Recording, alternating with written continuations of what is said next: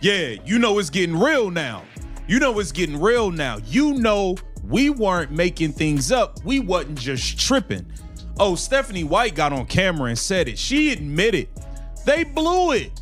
There's no size on the team. There's not enough size. Stephanie White finally admitted her, Amber Cox, Kelly Crosskoff in the front office blew it again for a second straight offseason. They blew it in an offseason in which 80% of the players were free agents. This is nasty work for Caitlin Clark, man. Head coach Stephanie White just looked directly into the cameras and publicly admitted that the Indiana Fever front office completely ruined this offseason. And it might be the most catastrophic self-sabotage in WNBA history. After months of analysts, fans, and basketball purists questioning the highly puzzling roster moves made by the front office, Stephanie White just stepped up to the microphone and said the quiet part completely out loud. She used words that should absolutely terrify every single person who wants to see Caitlin Clark win a championship.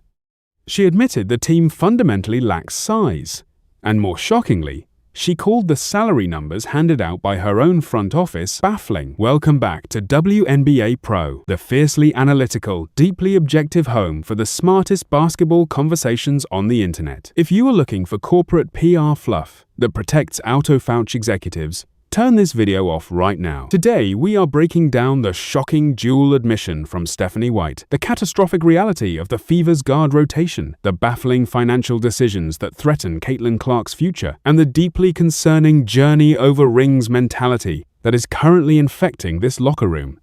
Let us start by addressing the massive elephant in the room regarding roster construction. For the entire off-season, we watched the Indiana Fever navigate a free agency period where 80% of the league was available. They possessed the ultimate recruiting trump card, the opportunity to play alongside the greatest offensive engine in the sport, Caitlin Clark.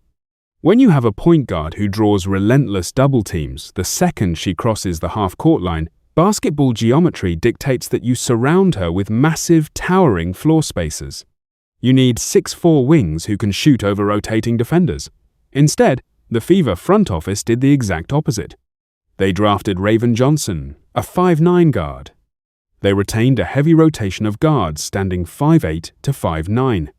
And now, as they prepare to face the massive, heavily armed defenses of the Eastern Conference, the reality of that failure is setting in. What rotation you'd like to see out there, or do you figure those out on the fly? No, I mean, I think we've started to sketch some together.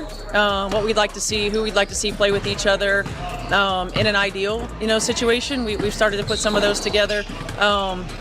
New York also presents some challenges because of their size and their length, and we're not very big.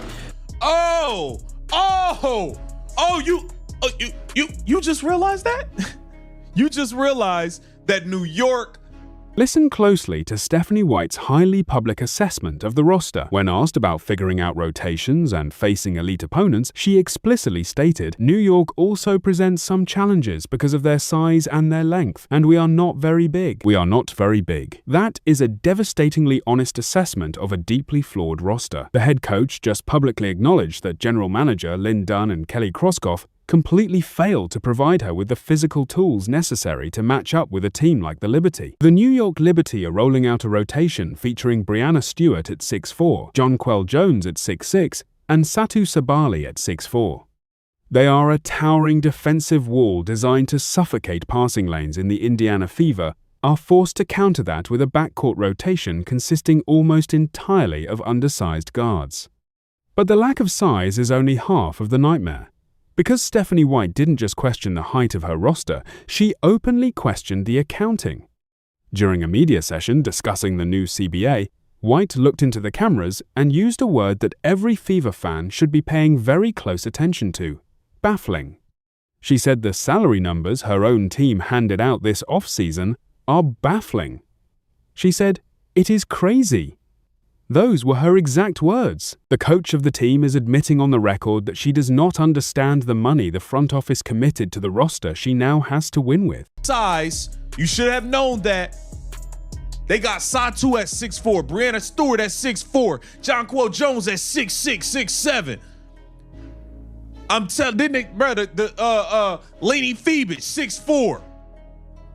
7-footers coming off the bench. Like, bruh, they're Let me give you the exact context, because the word baffling does not come from someone who is at peace with her front office's decisions. It comes from someone who is reckoning with the math in real time and not loving what she sees. Kelsey Mitchell got a $1.4 million Supermax. Aaliyah Boston got a 4-year, $6.3 million extension. The Fever brought back Sophie Cunningham at $665,000. Extended Lexi Hull and signed Tasha Harris as a veteran. Every one of those deals individually can be defended. But when your head coach tells the media that the numbers on her own roster are baffling, she is telling you two critical things. First, she had limited say in those numbers. Second, she is deeply concerned she cannot build the team she wants with the money that is left.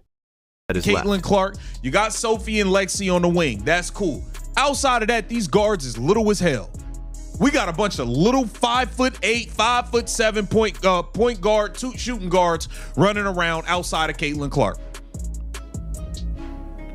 It doesn't make sense. Nobody in the mainstream media is connecting why this matters so much for Caitlin Clark. Clark is entering the final stretch of her rookie contract. Next offseason, she is going to be eligible for a massive extension under the new Epic provision. That extension is going to be worth several $1 million per year by committing massive multi-year money to a crowded guard rotation. Right now, the front office has aggressively eaten into the cap space they are going to desperately need to surround Clark with the right pieces when her extension kicks in.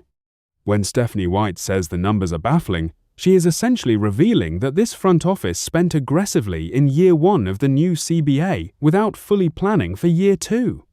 You do not want a front office learning on the job during the prime years of a generational superstar.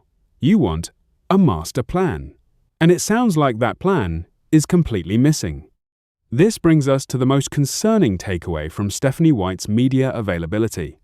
When you combine a front office that failed to draft size with a front office that handed out baffling contracts, you create a highly pressurized environment where the coaching staff feels the need to lower expectations. When managing a generational talent like Caitlin Clark, the organizational standard has to be uncompromising excellence. The window for winning championships is incredibly narrow. But listen to the concerning corporate speak White used to temper expectations before the season even begins. We're going to challenge us to be the best that we can be, but at the end of the day, we're all humans who love this game, who love to be around each other, who value shared experience. And when I think back on my career, it's not always about winning the championships and hanging the banners and getting the rings. It's about those days where we struggled in practice and the journey with your teammates and the relationships that you have to this day because of that journey that you shared. White looked into the camera and explicitly stated, "When I think back on my career, it is not always about winning the championships and hanging the banners and getting the rings. It is about those days where we struggled in practice and the journey with your teammates. Let us be completely ruthlessly objective about this. In professional sports, when you employ the greatest offensive weapon the sport has ever seen, it is absolutely unequivocally about winning the championships. Fans are paying premium prices, networks are paying billions, and players are dedicating their physical prime to the singular pursuit of lifting a trophy. When a head coach goes on camera before the first game and claims that banners do not matter as much as the journey and the struggles of practice, it is a massive red flag. It suggests that the coaching staff is already laying the psychological groundwork to excuse a potentially frustrating season. She knows the roster is undersized. She knows the financial flexibility is compromised. And instead of demanding an elite standard of execution to overcome those front office flaws, she is publicly pivoting to the importance of friendships. At all. When we told y'all it made no sense some of the moves y'all was making, y'all called us complainers, all types of stuff. So now when it's real and the live bullets is going on, we not using size as an excuse. I'm not letting you use that. Absolutely. Caitlin Clark did not spend her entire offseason completely rebuilding her shooting mechanics and preparing her body for a grueling 44-game season just to have a nice journey. She is here to dominate. She is here to win. The core of Clark, Mitchell, and Boston is still incredibly talented, and a championship run is still possible. But the unforced errors baked into this roster construction are going to create massive headaches. And when those headaches show up on the court, Stephanie White is going to be the one answering for them, not the executives in the luxury suites. The preseason is here, and the real test of whether this roster construction was smart or baffling is about to begin. A massive thank you to our loyal channel members like Sarah, Mark, and David for always keeping the vision, supporting the channel, and demanding elite, uncompromising tactical basketball analysis. We are building the smartest community on the internet, and your loyalty makes this deep dive content possible. Smash that subscribe button right now if you want the analysis that reads between the lines of what coaches actually say. Drop your take in the comments below. Did Stephanie White just throw the front office under the bus? Or is she simply being honest about their massive mistakes? I want to read every single prediction in that comment section.